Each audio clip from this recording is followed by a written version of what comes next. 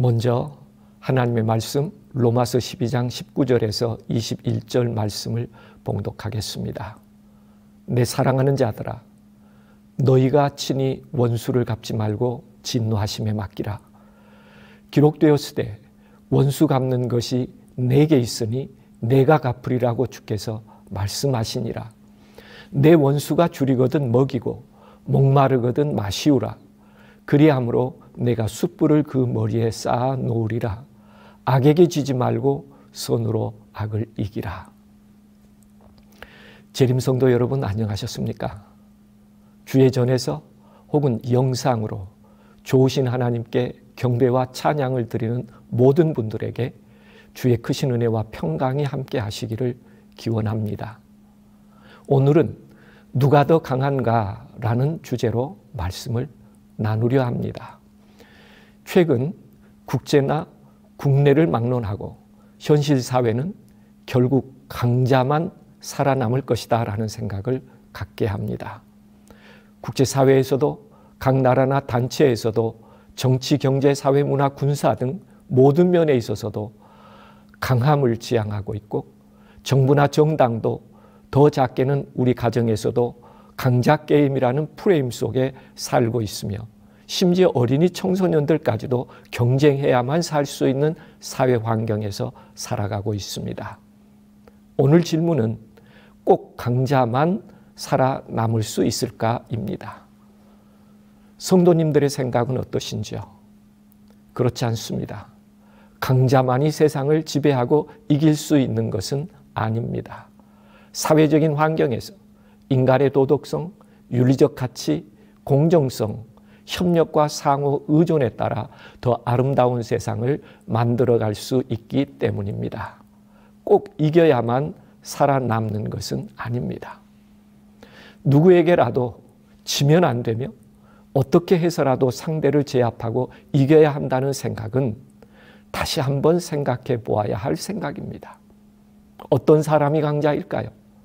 힘이 센 사람일까요? 물론 힘이 센 사람이 강자일 것입니다.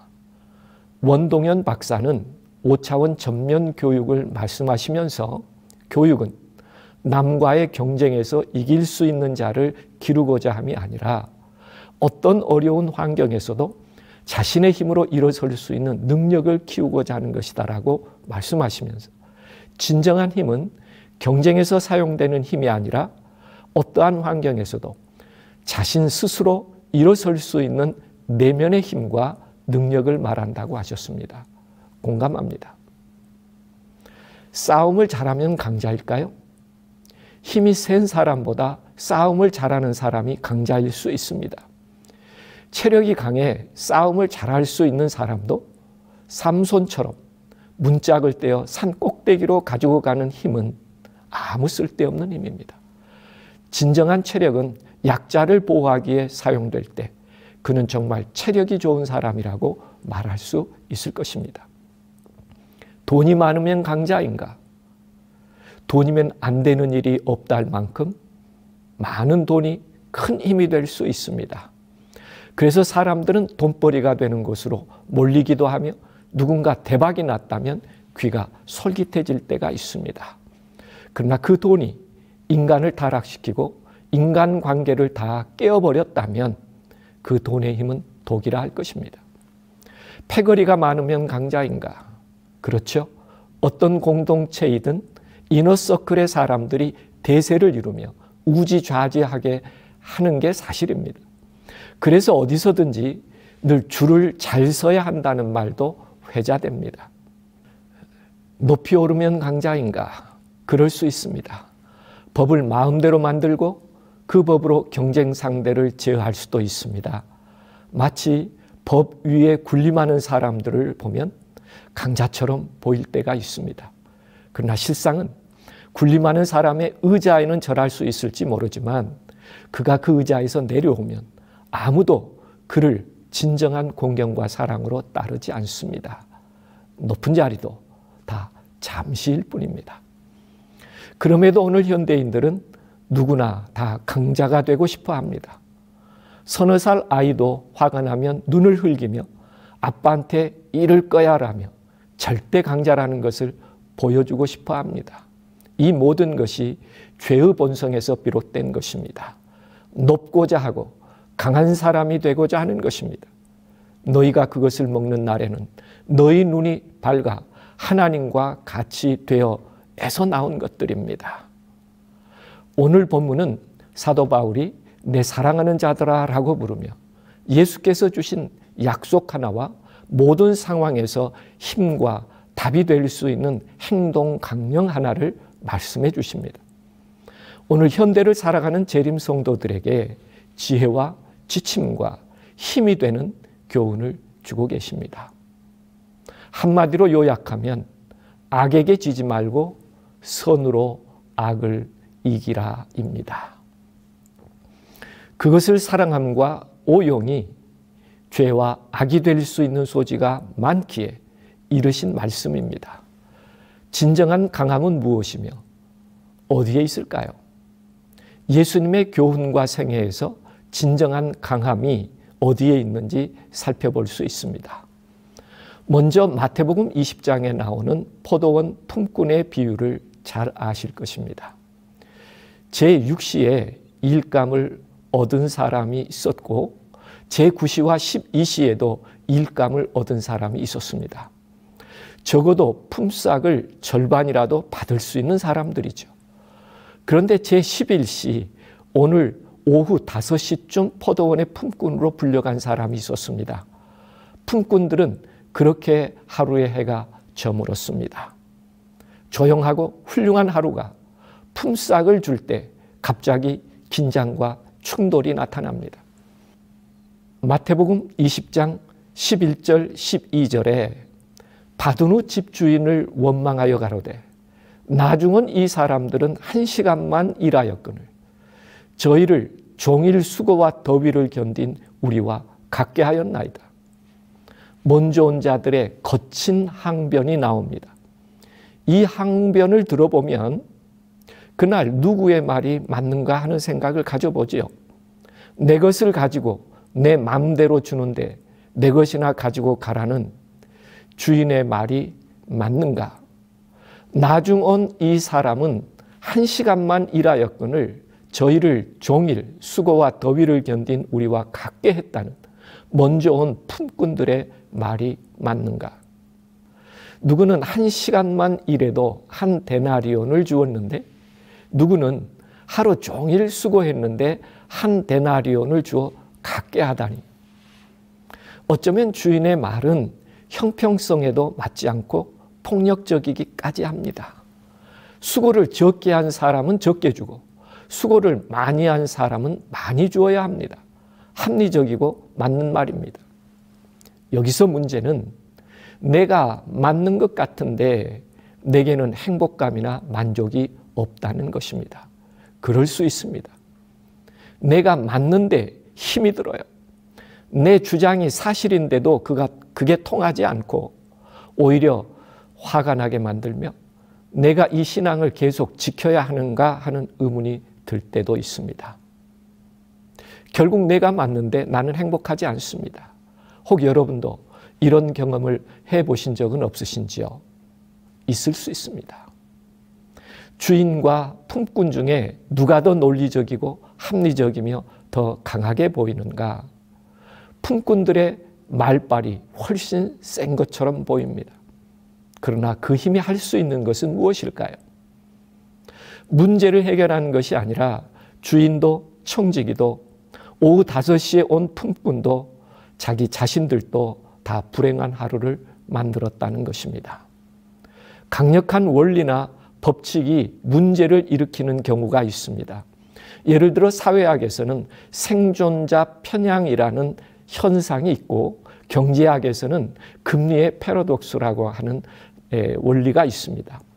2차 세계대전 당시 미국의 비행기 수리에서 나타난 현상으로 적의 총탄에 맞은 날개 수리에 관심을 가질 게 아니라 떨어진 비행기 엔진이 문제라는 것을 간과할 수 있는 실수를 말하고 있습니다.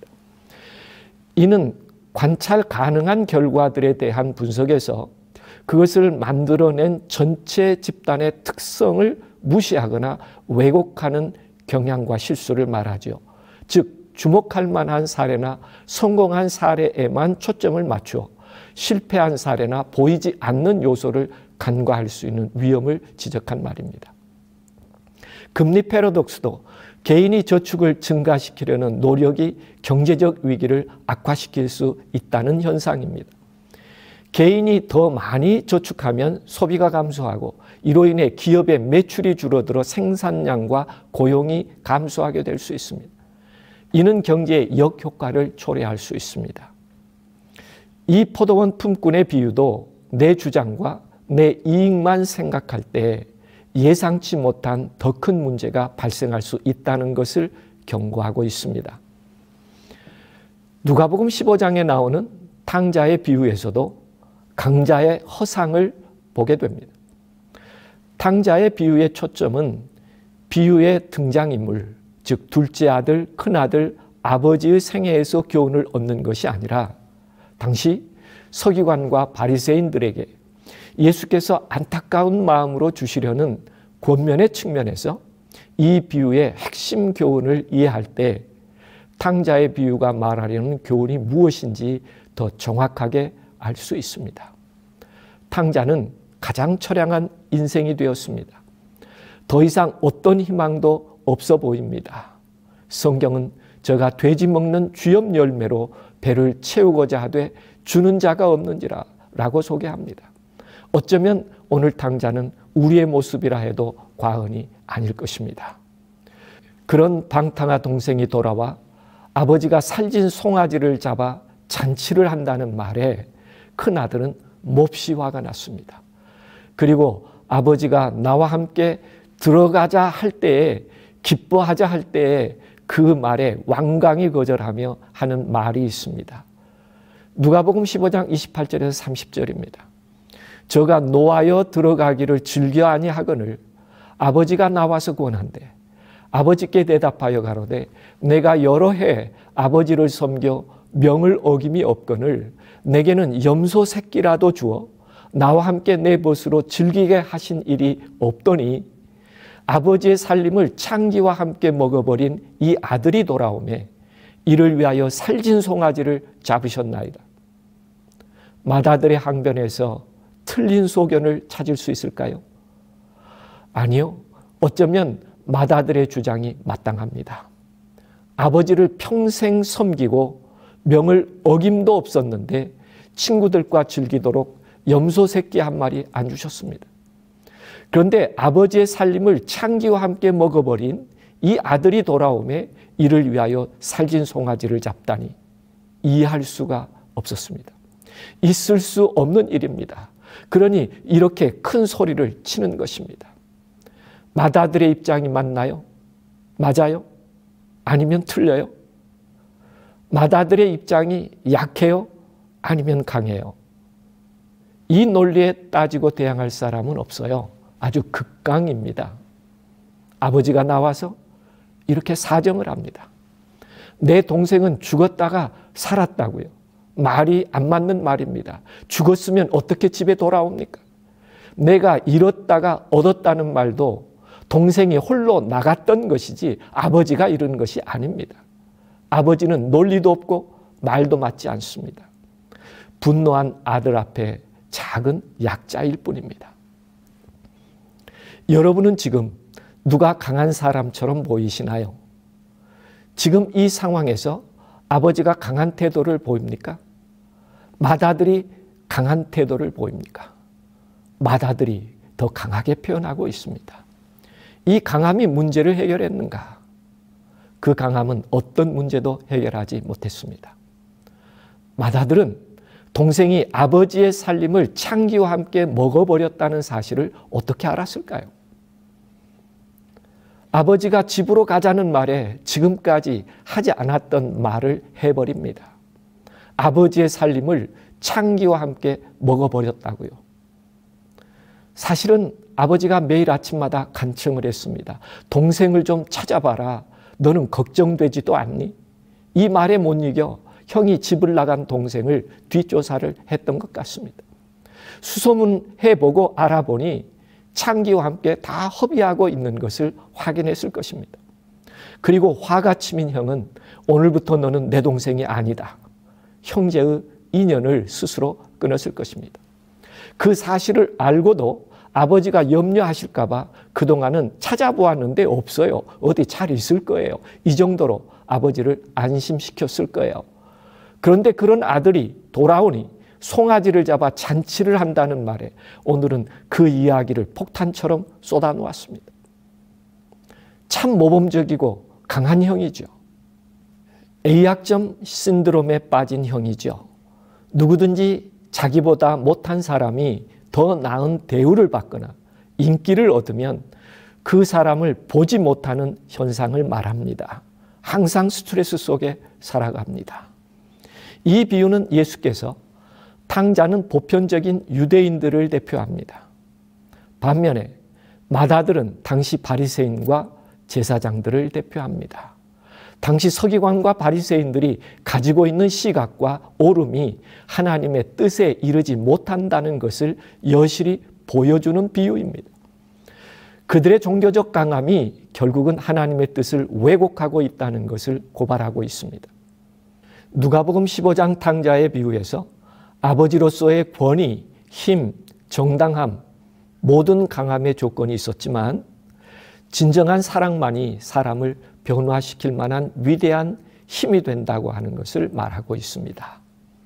둘째 아들, 그 하나가 가산을 모두 탕진하고 체면에 먹칠을 한 채 돌아와도 여전히 사랑하는 아들로 인정하며 가락지를 끼워주고 기뻐하며 남루한 그에게 자신의 옷을 입히고 살진 송아지를 잡아 잔치를 베풀어주는 아버지가 계십니다. A약점 신드롬은 우월감 갈등이라고도 합니다.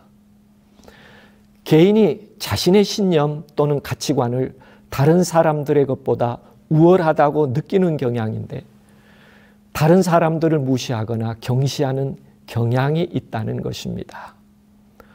맏아들의 생애는 나쁘지 않았습니다. 그러나 그가 가진 A약점 신드롬이 동생을 결코 변화시키지 못할 것입니다. 정작 아버지가 어떤 분인지 모르는 사람은 돌아온 탕자인 동생이 아니라 아버지 곁에 머문 맏아들이었다고 이 비유는 말하고 있습니다. 하나님을 아는 일에도 세리와 창기들은 돌아와 예수 그리스도를 영접했지만 정작 A약점 신드롬에 빠진 바리새인들과 제사장들은 예수를 멸시했고 부정했습니다. 누가 더 아버지를 잘 아는 사람일까요? 일어나 아버지께 돌아가리라. 아버지의 집의 종의 하나로라도 받아줄 것이라는 마음의 확신을 가지고 있는 사람이 더 아버지를 기쁘게 했을 것입니다. 마가복음 3장 1절에서 6절에 보면 예수께서 서기관과 바리새인들에게 물으셨습니다. 안식일에 선을 행하는 것과 악을 행하는 것, 생명을 구하는 것과 죽이는 것 어느 것이 옳으냐? 그들은 아무 대답도 하지 않습니다. 그들은 스스로 강해서 나사렛 출신의 한 비류의 이야기에 대답할 가치가 없다고 생각했는지 모릅니다. 마가복음 3장 6절의 상황을 보면 예수님의 질문, 어느 것이 옳으냐를 생각하지 않았습니다. 단지 그룹 사고가 만든 힘의 과시가 그들에게 더 중요한 것이었죠. 바리새인들이 나가서 곧 헤롯 왕과 함께 어떻게 하여 예수를 죽일고 의논하니라. 바리새인들은 헤롯 왕의 힘 있는 사람들과 의논하면 예수를 죽일 수 있을 것이라고 생각했습니다. 적어도 그들은 그 정도의 힘은 가지고 있다고 스스로 믿고 있는 것이죠. 그룹 사고의 모순에 빠진 것입니다. 그룹 사고는 늘 특정한 교리나 이론을 공유하는 그룹 내에서 해당 교리나 이론을 받아들이지 않는 사람들을 경시하거나 배척하는 경향을 말하고 있습니다. 본질을 떠나 그들만의 이념 세상을 만들어가며 강함을 추구하는 것입니다. 성경은 이를 오히려 약한 모습이라고 말합니다. 그럼 성경이 말하는 강함이란 어떤 것일까요? 성경에서는 가장 약한 참남된 자처럼 매도되고 힘이 없어 희생된 것처럼 보이지만 진정으로 강한 자가 있다고 말하고 있습니다. 자신을 조롱하고 모욕하며 채찍질해도 그들의 죄와 악을 위하여 오히려 자신을 내어줄 만큼 크고 강한 분이 계셨습니다. 약해서가 아니라 그 온갖 수모와 고통에도 오직 사랑의 대상을 위한 희생을 기꺼이 받아들이신 분이 계셨습니다. 그분이 가지신 진정한 내면의 힘, 그 사랑의 힘이야말로 사람을 변화시키고 세상을 변화시킬 수 있는 진정한 힘이라고 말하고 있습니다. 스스로 강한 자들 앞에서, 세상의 부유한 자들 앞에서, 정치적으로 높은 자들 앞에서도 자신의 소명을 굽히지 않고 인류의 모든 죄악을 지시고 희생의 십자가에 달리신 예수 그리스도는 약한 자 같으나 세상이 알아야 할 강함이 무엇인지를 잘 보여주고 있습니다. 오늘 재림 성도가 가져야 할 힘이 무엇이며 그 힘이 어디에 있는지를 잘 보여주고 있습니다. 허리케인 카트리나가 2005년 뉴올리언스를 강타할 때 일입니다. 이 허리케인으로 당시 공식적인 사망자 수는 약 1,800명이었습니다. 뿐만 아니라 수많은 이재민들을 생명을 위협에 빠뜨렸습니다. 태풍 허리케인의 피해도 피해지만 방송사들의 편파 보도와 소문은 사람들의 마음을 충동질하게 했습니다. 흑인이 슈퍼에서 식품을 가져가면 식품을 약탈했다는 제목으로 기사를 붙였습니다. 백인이 슈퍼에서 식품을 가져가면 식품을 확보했다는 제목을 붙였습니다. 생존을 위한 위기 상황에서 흑백 갈등과 함께 인간이 갖는 도덕성은 찾을 수 없었고 혼란 그 자체였습니다. 미 연방은 사태의 심각성을 알고 주 방위군을 파견해서 질서를 유지하려 했습니다. 많은 이재민들이 안전을 위해 슈퍼돔에 모였지만 통제가 되지 않아 그곳에서도 강간, 살인, 자살 등 공포의 도가니가 되고 말았습니다. 시작도 없고 끝도 없는 강간, 살인, 자살 등의 불길한 소문에 시달려야 했습니다. 아이를 출산하여 돕고 있는 곳에서 그다지 멀리 떨어져 있지 않는 곳에 인분이 보였으며 깨끗한 물도 부족했습니다. 허리케인 카트리나를 피해 찾아간 뉴올리언스의 슈퍼돔에서 이재민들은 악몽 같은 현실에 직면했습니다. 또 패싸움이 벌어지자 20여 명의 주 방위군이 공포탄을 쏘면서 질서 유지에 나섰으나 그것마저 먹혀들지 않는 절박한 순간에 한 그룹의 여성이 성가를 부르면서 겨우 긴박한 상황을 모면하기도 했다고 포스터 기자는 보도했습니다. 상황을 모면한 것은 20여 명의 주 방위군의 공포탄이 아니었습니다. 그것은 먹혀들지 않았습니다. 그러나 그 절박한 순간에 한 그룹의 여성이 부르기 시작한 성가는 오히려 긴박한 상황을 모면하게 했습니다. 아마도 어메이징 그레스라는 찬양일 것입니다. 자비로운 주 하나님이었을 것입니다. 그 찬미가 돔에 조용히 울려 퍼지기 시작하자 점점 질서가 유지되고 폭력이 그치게 된 것입니다. 사람의 마음과 세상을 움직이는 진정한 힘이 어디에 있는지 잘 보여주는 예입니다. 강대강의 충돌과 반목이 반복되는 세상에서 또는 기독교 신앙이 무기력하게 보일 때 지금 필요한 힘이 어떤 힘인지를 알려주고 있습니다. 진정으로 세상을 변화시키는 힘, 어떻게 그런 힘을 소유할 수 있을까요? 포도원 품꾼의 비유에서 그 힘의 가능성을 찾아볼 수 있습니다. 포도원 주인은 마태복음 20장에서 친구여, 내가 내게 잘못한 것이 없노라 말씀하시며 내가 선함으로 내가 악하게 보느냐 오히려 반문하셨습니다. 내가 약속을 어기지 않았으니 내게 잘못한 것이 없다고 확인해 줍니다. 내가 나와 한 데나리온의 약속을 하지 아니하였느냐? 그런데 왜 불평을 하느냐? 나중 온 자에게 너와 같이 주는 것이 내 뜻이라고 밝히십니다. 주인의 뜻은 품꾼이 일한 양대로 품삯을 주려고 한 것이 아니라 어떤 품꾼이든지 하루를 살아갈 기본 생활비를 주고 싶었던 것입니다. 내가 선함으로 내가 악하게 보느냐? 그렇습니다. 주인의 마음에는 품꾼들은 누구든지 하루의 행복을 보장해 주고 싶었던 것입니다. 그것을 악하게 보지 말라는 것입니다. 일찍 분리웠거나 늦게 분리웠거나 핍절한 품꾼들에게는 약을 사다 주어야 할 아내가 있고 교육비를 주어야 할 자녀들이 있기 때문에 그들이 내게 어떤 이익을 주었느냐가 아니라 오늘 함께 수고한 모두에게 하루의 행복을 주고 싶었습니다. 그러므로 그 선함을 악하게 보지 말아야 했습니다. 원망하며 불평한 품꾼이 만약에 이렇게 말했다면 주인님, 주인님 고맙습니다. 사실 저 품꾼은 제 이웃입니다. 병약하여 품꾼으로 쓰는 이가 없어 늘 고통을 받고 살고 있습니다. 그가 11시에 왔을 때 얼마 못 받을 텐데 내 품삯이라도 나눌 수 없어서 나는 그를 모른 척했습니다. 그런데 주인님께서 저에게 한 데나리온을 주시는 것을 보고 얼마나 감사하고 기쁜지 모릅니다. 이제 저도 마음이 조금은 놓입니다. 이런 은혜를 베풀어 주신 주인이 계셔서 우리가 행복합니다. 내일도 저를 불러주신다면 오늘 저 사람이 못한 것까지 제가 더해드리겠습니다. 주인님, 주인님 너무너무 감사합니다. 만약 불평 대신 이렇게 고백했다면 어땠을까요? 그날 하루의 마침이 웃음 가득했을 것입니다.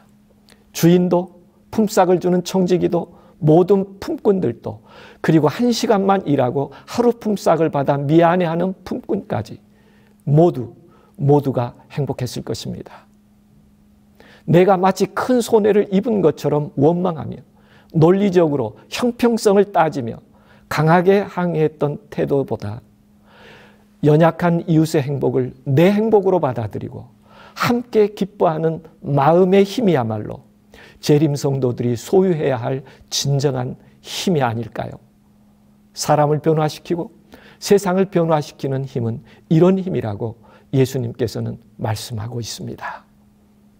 둘째 아들의 첫 고백에서 아버지는 감동하고 감격합니다. 아들이 살아서 돌아온 게 아버지에게 중요한 것이 아니었습니다. 돌아와 한 첫 마디입니다. 아버지여, 내가 하늘과 아버지께 죄를 얻었사오니 지금부터는 아버지 아들이라 일컬음을 감당치 못하겠나이다. 이 말입니다. 고백된 둘째 아들의 진정한 회심이 그 아버지의 가슴을 뛰게 했습니다. 거린의 모습으로 온 것도 가정의 체면도 아무것도 중요한 것이 아닙니다. 하나님께 돌아와 진정으로 회개하는 아들을 보는 순간 죽었던 아들이 살아난 것입니다. 잃었던 아들을 찾은 것입니다. 이보다 더 기쁜 일이 어디 있겠습니까? 이보다 더 행복한 일이 어디 있겠습니까? 살진 송아지라도 잡고 잔치를 하고 싶은 마음이 어찌 일어나지 않겠습니까?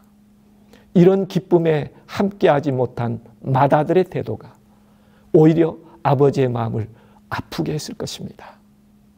아들의 항의에 논리적으로 대항하지 못해서가 아닙니다. 아버지는 재산도 명예도 권위도 힘과 능력도 다 가지고 있는 아버지였습니다.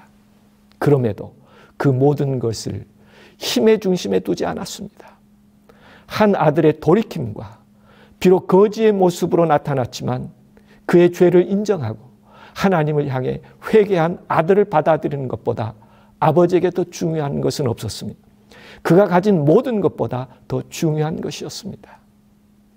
하나님께서 역사하시는 진정한 힘을 본 것 때문입니다. 이런 하늘의 역사와 함께 한 아버지의 사랑이 사람을 변화시키고 세상을 변화시키는 힘이라는 것을 이 비유는 말해주고 있습니다.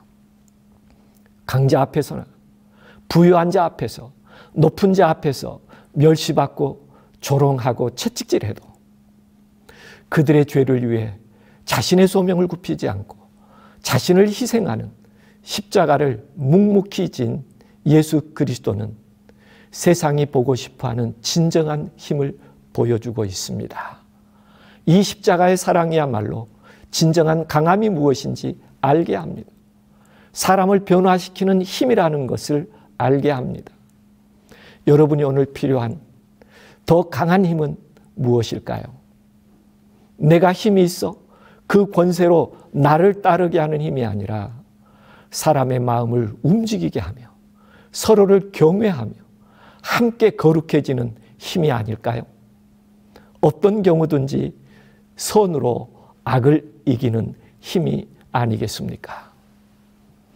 이 세상에서 강한 사람은 자신을 다스리는 사람입니다.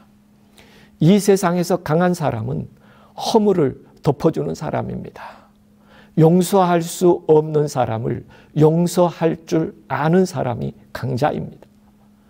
이 세상에서 강한 사람은 십자가의 희생에 모본을 따를 수 있는 사람입니다. 내가 스스로 원수를 갚지 않고 모든 것을 하나님의 주관하심에 맡기는 사람이 진정한 강자입니다. 오늘 본문은 다시 말합니다. 악에게 지지 말고 선으로 악을 이기는 자가 되라 하십니다. 어린이 동화작가 정채봉 씨는 멀리 가는 향기라는 동화집을 냈습니다. 멀리 가는 향기에는 양이 받은 축복이라는 조지 기승의 이야기가 실려 있습니다. 태초에 창조주께서 이 세상 만물을 지어내 놓자 크고 작은 물음과 부탁이 잇따랐습니다. 그 중에는 머리가 좋지 못한 당나귀도 끼어 있었습니다. 당나귀는 빈번히 제 이름을 잊어먹고 찾아왔습니다.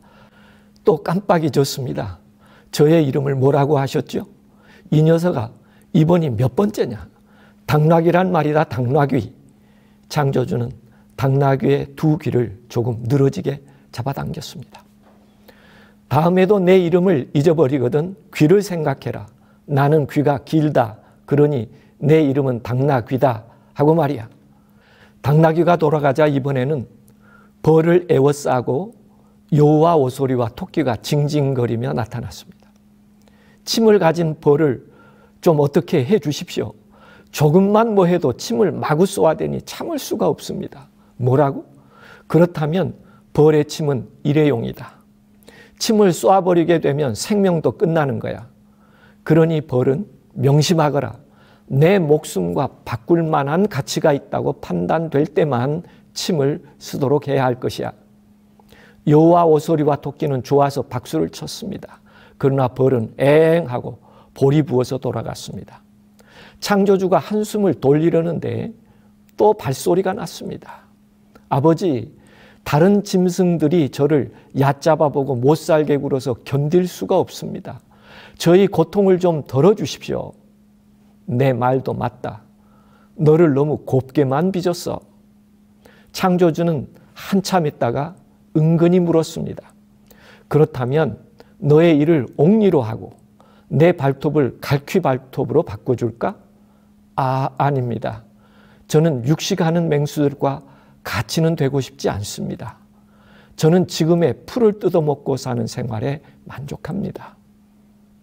그럼 너의 입속에 독을 감추어 둘까? 아이고, 그건 더 싫습니다. 뱀들처럼 미움을 받고 살기는 싫어요. 그렇다면 너의 이마에 뿔을 달아주면 어떨까? 그것도 안 되겠어요. 염소는 걸핏하면 뿔로 받으려 하거든요. 창조주는 말했습니다. 참 딱하구나. 너를 해치려 하는 자를 막자면 내 자신이 그들을 해칠 수 있어야 하는데. 양은 한참을 생각해 보았습니다.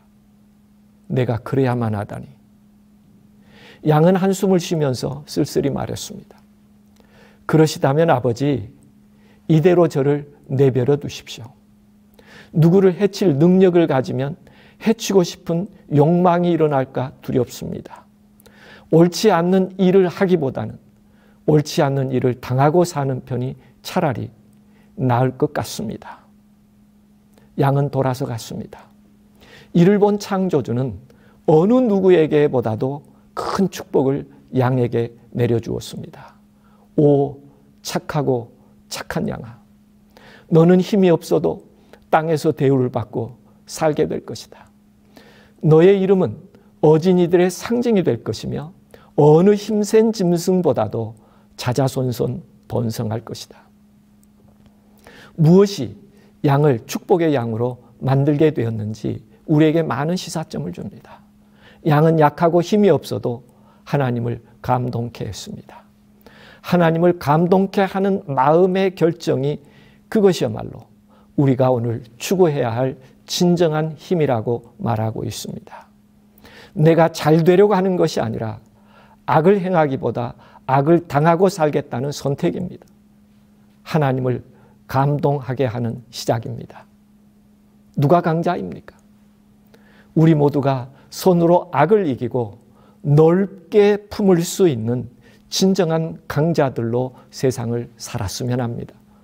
이런 진정한 강한 힘만이 세상을 아름답고 살만한 세상으로 변화시켜 낼 수 있으며 하나님의 나라가 이 땅에 임하게 할 수 있습니다.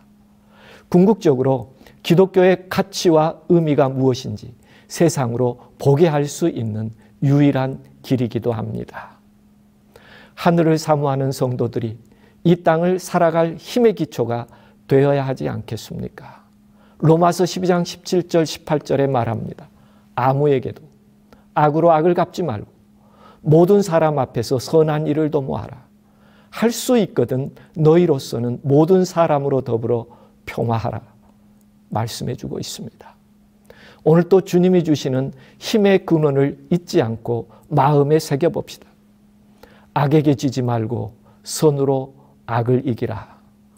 이것이야말로 가장 강한 힘인 것을 확신하며 세상과 사람을 변화시키는 성도들이 되기를 간절히 소망해 봅니다.